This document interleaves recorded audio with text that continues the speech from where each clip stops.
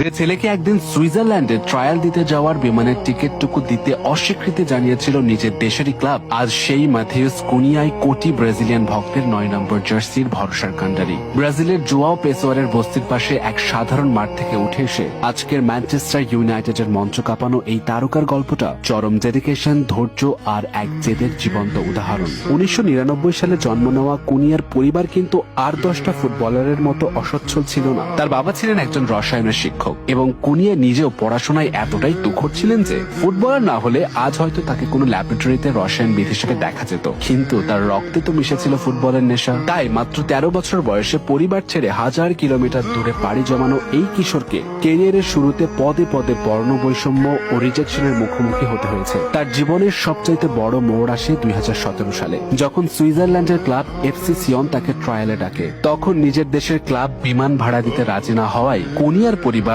ধার দেনা করে নিজেদের জমানো শেষ সম্বলটুকু বাজি রেখে তার ইউরোপের টিকিট কেটে দেয়। আর ব্রাজিলের তীব্র গরম পরিবেশ থেকে মাত্র 18 বছর বয়স